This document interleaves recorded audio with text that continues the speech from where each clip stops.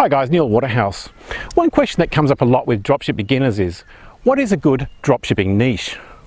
In this week's video, I'll explain why for the last 20 years that we do not do niche research, and also explain why we sell off our niches, and you should too. So let's launch straight into it.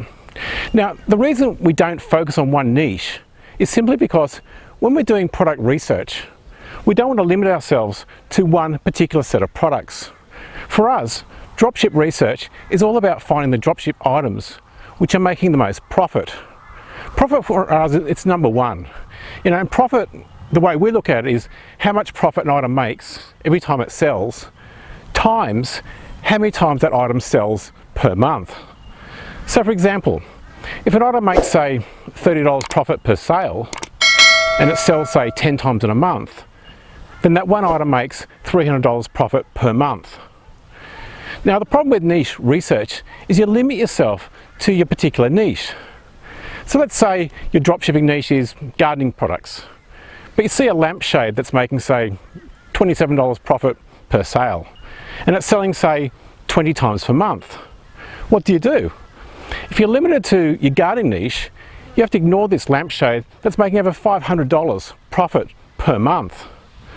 Now, what we do instead is, and this is what I've been teaching for over 20 years, is first start off with a generic store that sells anything and everything. And when you have a lot of products in one particular niche, i.e. baby products, gardening products, toys, tools, home and garden, or whatever niche, take all those products from that one niche out and put them in a new niche store. Then run that store for 6 to 12 months and sell it off. There are a huge amount of buyers out there who want these niche stores, and you can sell them off for 1 to 4 times their annual profit. I've even seen them go up to as high as 8 times their annual profit. So if your niche business is making, say, $100,000 profit per year, you can sell them off for $100,000 to $400,000. If you want to know more about that strategy, I'll put a link on the screen and below to a previous week's video. Also, if you have any problems coming up with a name for a new generic store or a name for a new niche store, I'll also put a link on the screen below to another free previous week's video, which shows how to quickly come up with a name which inspires trust and confidence to your buyers. That's all for this week. Please leave me a comment below. I'd love to hear about where you're up to on your online journey.